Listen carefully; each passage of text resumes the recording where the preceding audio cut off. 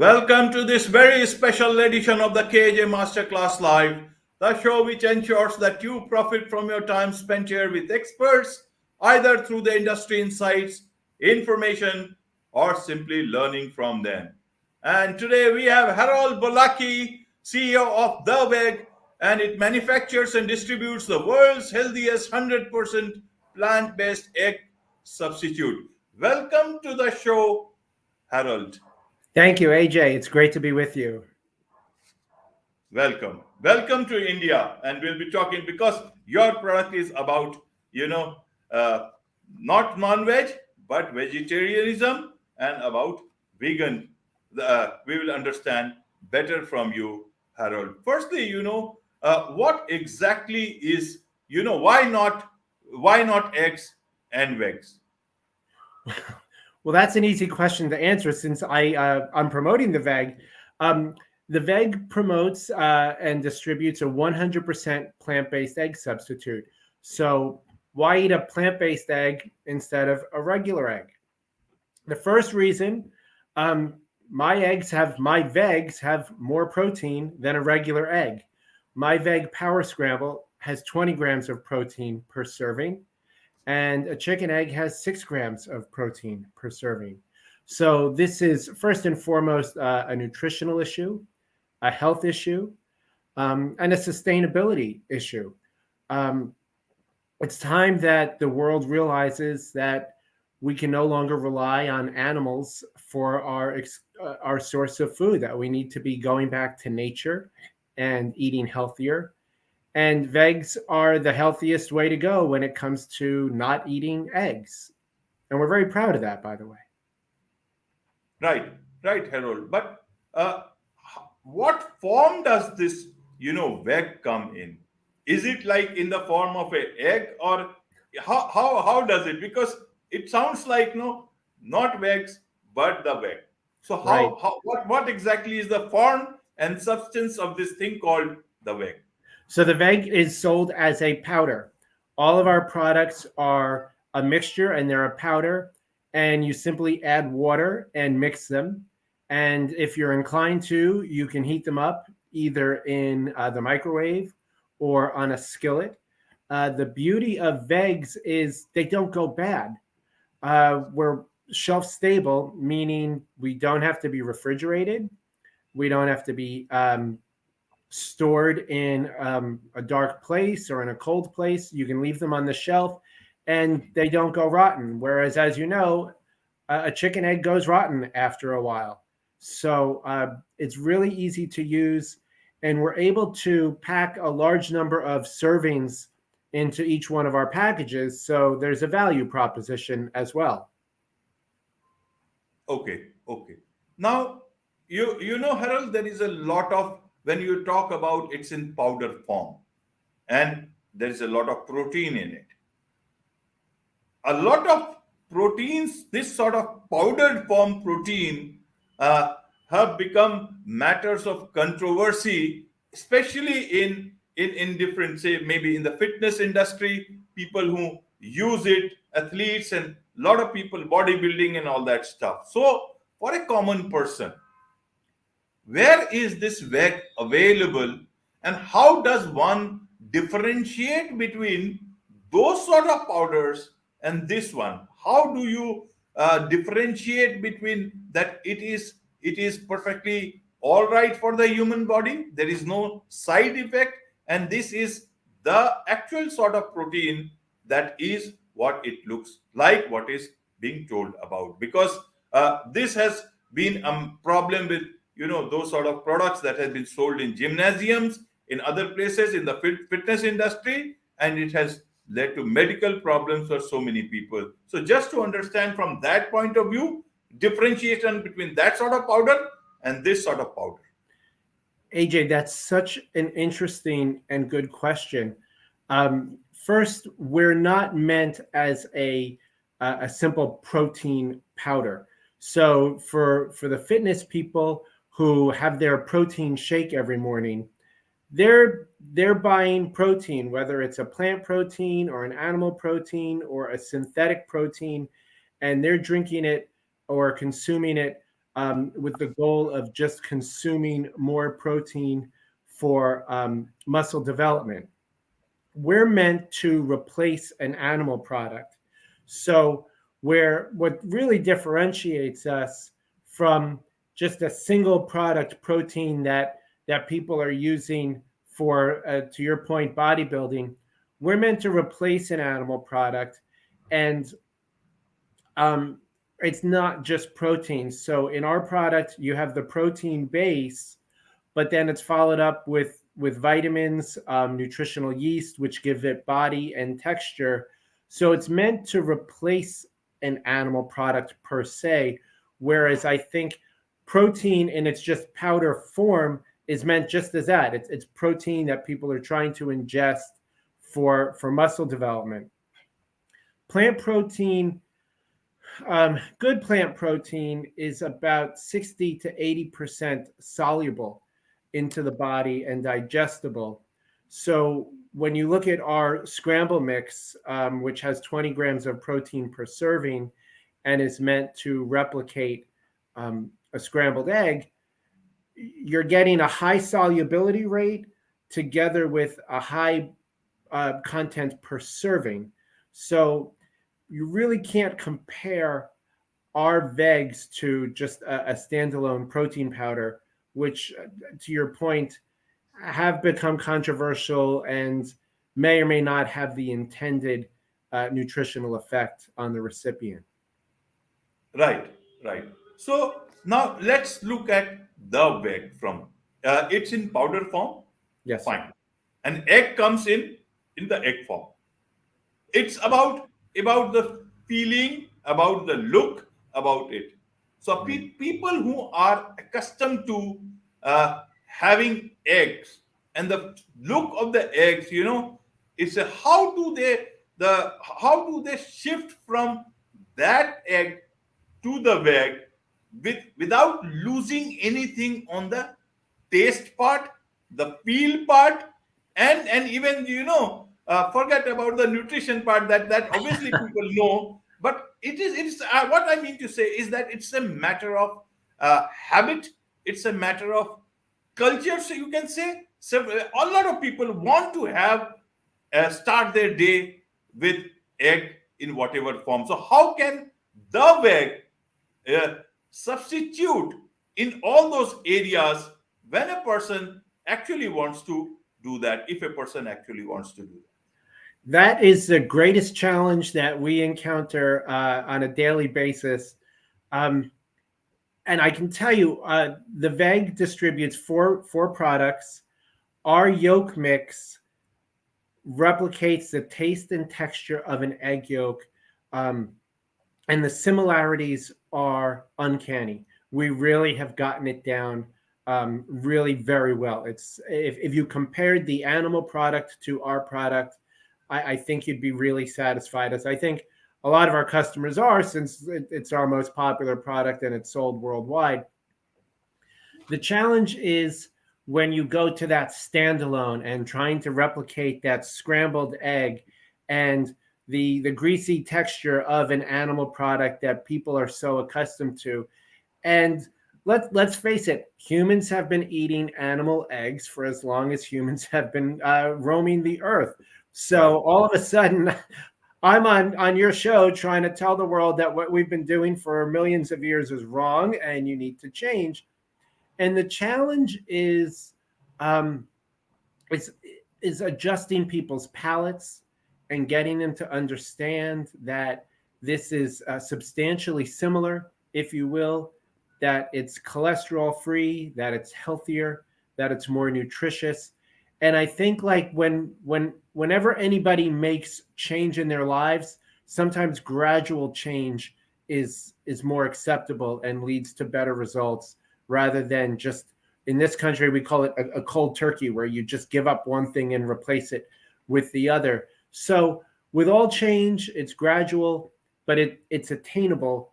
And I think once people start to see the health effects, number one, and start to understand the value of plant-based eating, the value that plant-based eating adds to um, reducing cruelty to animals, reducing animal waste, the impact that it has on climate change. Um, there are so many positive attributes that we can get behind both intellectually and taste and flavor wise as well. Right, Harold. Uh, for a common man's understanding, and especially in a food conscious country like India, though this show is global, but India has a huge population of vegetarian people and who don't eat eggs but may want to substitute in terms of if there is a vegetarian option available in terms of getting the same benefits that egg can give. So what plants are there which can give you that sort of not just protein but also in terms of taste? Are there specific plants which taste like egg, or is it that those plants give the nutritious value of an egg and then you convert that thing into a taste of an egg? And so that, because the same thing can be used, eggs are used for cakes, a lot of into so many dishes everywhere. So Right. how do you do that? So I think for you're talking about a vegetarian market. Our plant-based eggs can just add to the amount of offerings that a chef or an individual can use in preparing meals for their families. You just talked about using eggs in baking. Eggs are a binding agent in baking. And so you can easily replace eggs with Veggs and use a Vegg as a binding agent and achieve the same results you'd use with an animal product. And the difference is it really does serve as a binding agent, whereas a lot of vegetarian cooks will use some seeds like a flax seed or an applesauce as a binding agent. And if you're accustomed to receiving a baked good that was cooked with a regular egg, when you use replacements like seeds or sauces, you don't get the same consistency. Using the Veg baking mix, you get the same consistency because it serves so nicely as a binding agent. Right. Our yolk mix is a perfect additive that adds incredible taste and texture to any vegan dish. There are a lot of restaurants and hotels in the United States that we call it Veggs Benedict. And it's an all vegetarian play on the classic Eggs Benedict. And our yolk mix tops it off. And there's usually a tofu or vegetable underneath it on a piece of toast. And it works beautifully. So, vegetarian cooks can easily integrate our products into their recipes, and I think broaden their offering and what they're eating and what they're serving. And I think this holds true with our scramble mix with all the protein. Add vegetables to it, add seasoning to it, and you really do have a very delicious, nutritious meal that accomplishes everything you've set out to accomplish by maintaining your vegetarian diet. Right, right, Harold. To understand it better, one thing is that are there specific plants that you go for preparing this sort of the veg? And So second our thing is, yes, you're are, asking about our ingredients, yes, ingredients. And right? in terms of also is to get that yolk mix or whatever you call it, uh, how much of chemical part is there in that whole mixture that or ingredient or product that you create? How do you get that taste or the feel of this whole stuff? It's with, for example, our yolk mix is nutritional yeast, some vitamins, a little salt, a little black sea salt, and you add some water, and it's a beautiful product. On our scramble mix, we're using either pea protein, soy protein, or algal protein. Those are the three protein sources that we're using in our mixture, in addition to the vitamins, a little bit of salt, and some nutritional yeast. It's a really basic formula. I think, AJ, you'd be very surprised how I don't like using the word basic because that makes it seem too simple, but this isn't the most complicated formula. Right. So I wonder, I was just reading some news there that the egg prices in the US have shot up, and the demand for plant-based product or something like this, it's a bit, not rising as much as possible. Why is it that people are still running after eggs and not something like this product called the veg? Why is it that people are not able to see it, whereas everybody seems to be worried about climate change and talking about sustainability, all in the US and a lot of other places? Right. They want to talk about sustainability and they want to fly to Switzerland on their private jets and tell us that we can't have gas stoves, but they're avoiding talking about the obvious, and that's the negative impact um, that using animals for food has on our earth. So it's very interesting to see that this is not part of the global conversation, unfortunately. We were talking earlier that you can go into a Trader Joe's in California and there aren't any eggs, and yet the CEO of Trader Joe's isn't talking about going plant-based or trying to find more sustainable solutions to the food supply. I think the challenge for this movement, if you want to call it a movement, certainly for my business, is um, the mainstream media is not talking about it, and I'm not sure why, because it's a very salient issue. And to your point, the price of regular eggs, of chicken eggs, is just goes up every day. Why isn't there a direct correlation between the price of eggs and the number of people transitioning to a plant-based alternative?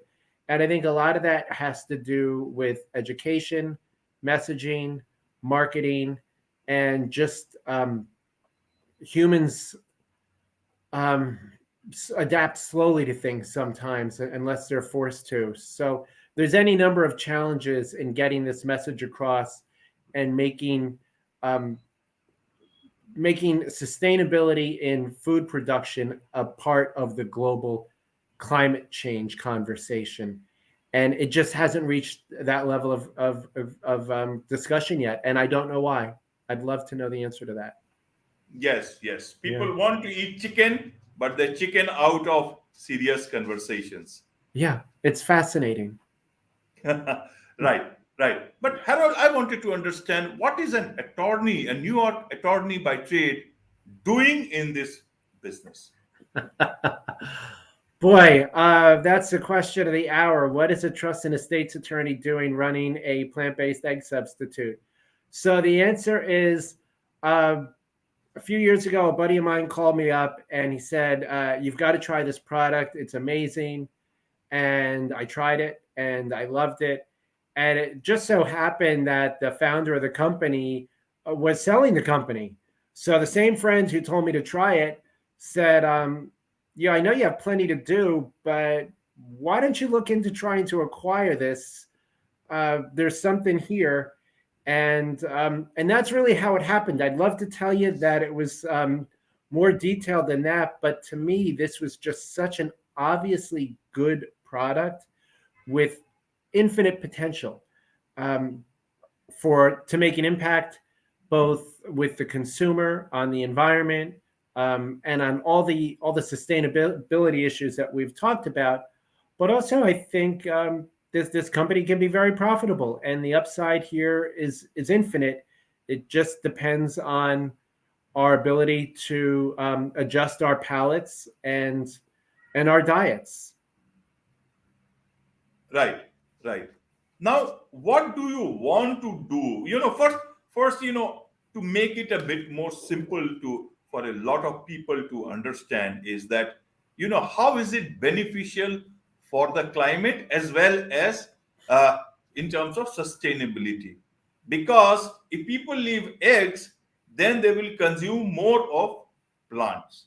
Even Right. how so overall, how do you tell people who are concerned about climate change, sustainability, but are not able to correlate all this stuff together. Is it that simple?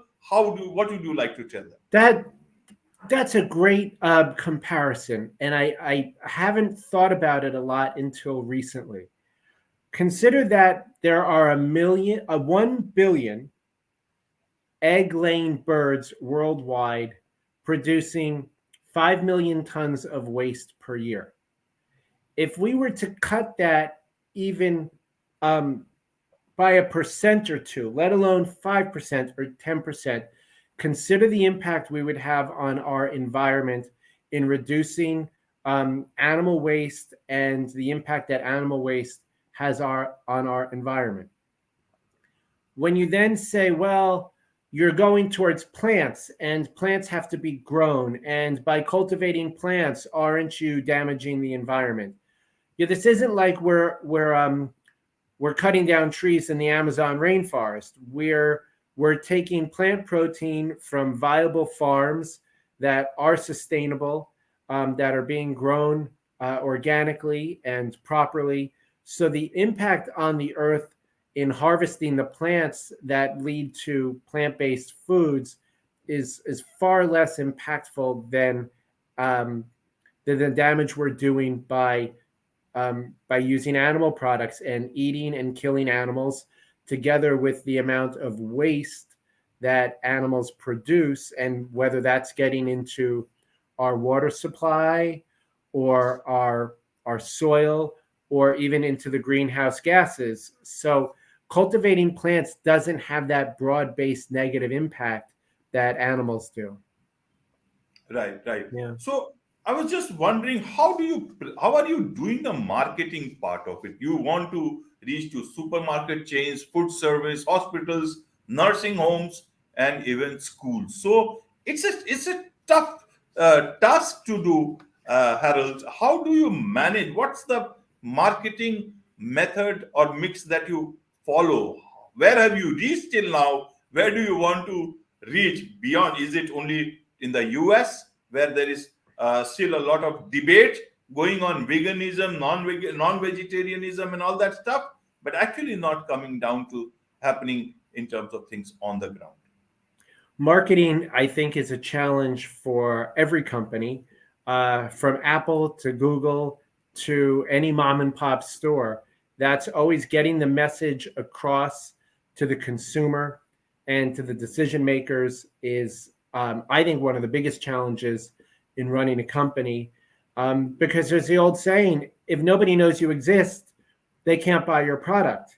I'm sorry to interrupt. This is not the only thing you are doing. You are an attorney. You have also other business interests in Transatlantica, and Yeah, then I'm you a are busy the guy. director of Shakespeare Telehealth. Means how are you able to manage for a person like why to take so much of trouble?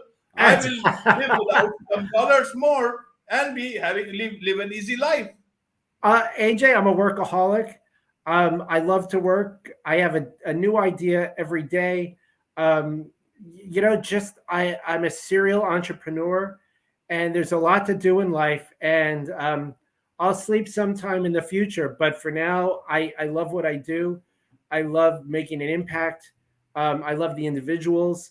Look, it's my privilege to be speaking with you this evening.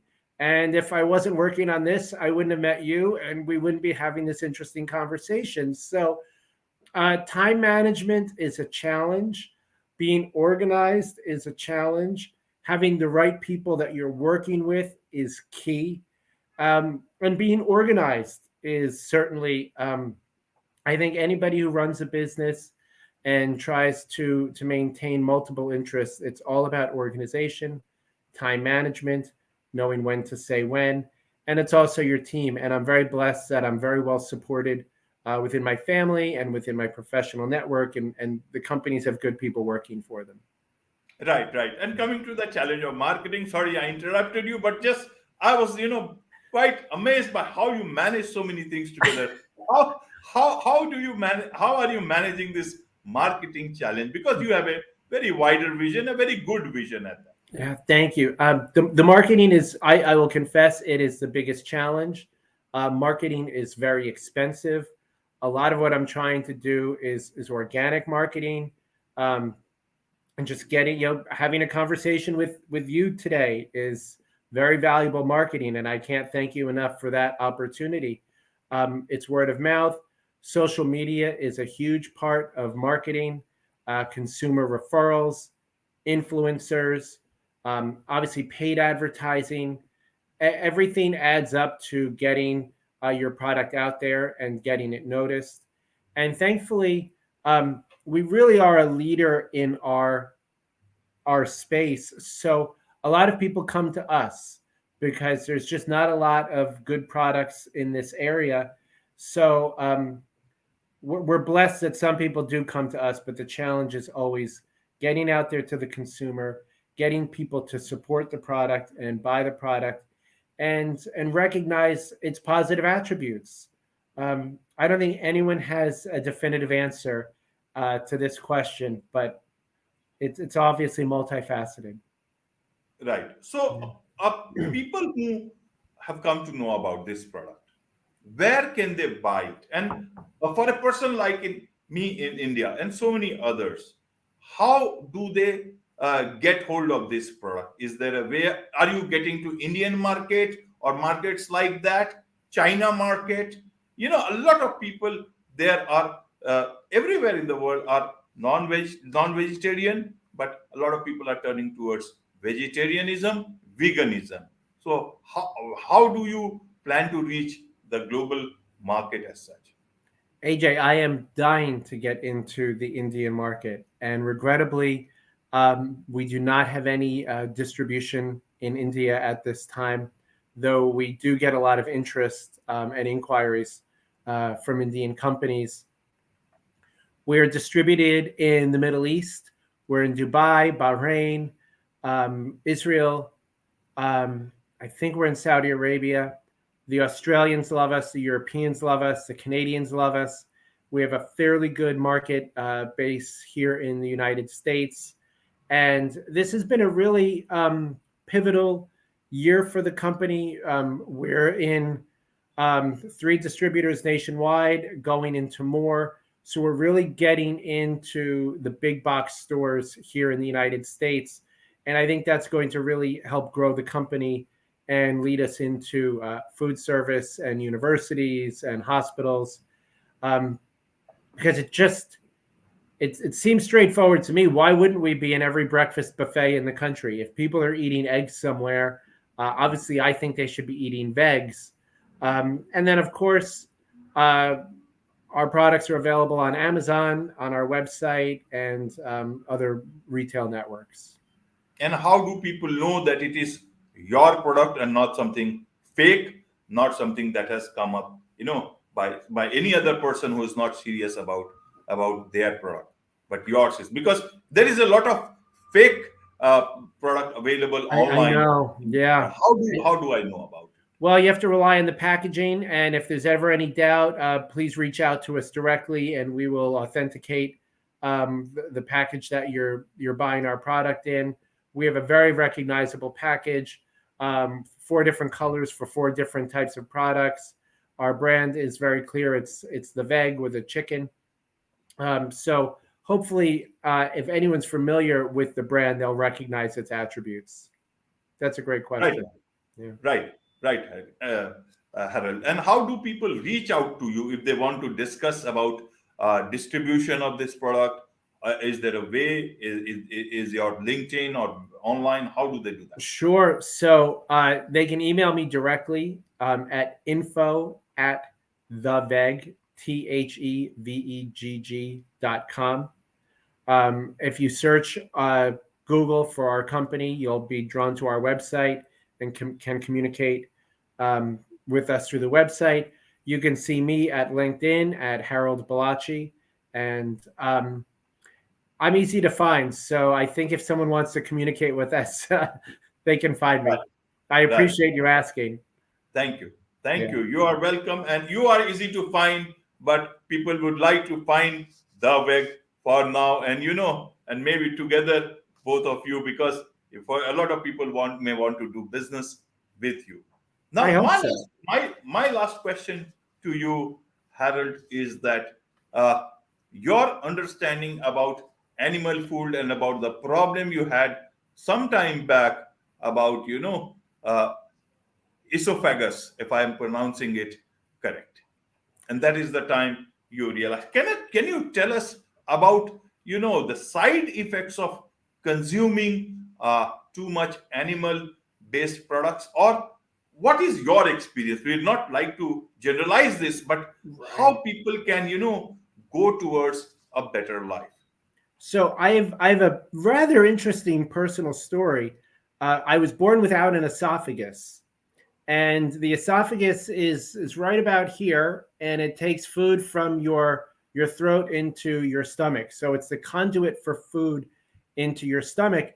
And I was born without one, and I was born in 1975, so it was quite a while ago. And I lived without the esophagus for 2 years. I was fed through a feeding tube, and my surgeons used part of my colon to create a new esophagus for me. But as I aged, I realized I was having trouble digesting animal products because I grew up eating animal products. And what started happening is I would aspirate food into my lungs, and that is extremely painful. If you've ever had dinner in your lungs, it hurts, and your body knows it shouldn't be there, and it feels like, almost in addition to the pain, it feels like you're having the flu. So in consultation with doctors and friends and family, I just started to gradually reduce animal products from my life, and it makes digestion a lot easier. And I think anecdotally, um, a lot of health conscious people will tell you that if they eliminate, or when they've eliminated animal products from their diet, people will tell you that it cures diabetes. The current mayor of the city of New York, Eric Adams, will tell you that he went to a vegan diet and it cured his diabetes. And so that's just a prominent person who will admit to that. But it's not uncommon for changing your diet to have real impacts on improving your health and solving some really significant diseases. Right, Harold. Right. It's nice to see that you are now hale and hearty. You look very, very, very. You can say healthy, and I wish that you are healthy like this for a long, long time, and for as long as you are on this planet. I'm sure you are doing a lot of work for everybody. From your perspective, looking at the way you were born with this health complication and you lived with it, now you are trying to make a difference in people's life apart from handling other businesses. I want to understand. You said you are a serial entrepreneur. You like working, but from your point of view, Harold, after having achieved so much, what is it that you seek for yourself now? My primary goal in life is some peace. I pray for peace internally, emotionally, intellectually, and that connection with God and the earth. So that's my hope for myself and all humans, that we achieve some level of peace within ourselves and with the spirit. Wonderful. Yeah. Wonderful. On this note, it's a wrap on this very special edition of the KAJ Masterclass Live. Thank you so much indeed. Thank you, AJ. It was a pleasure.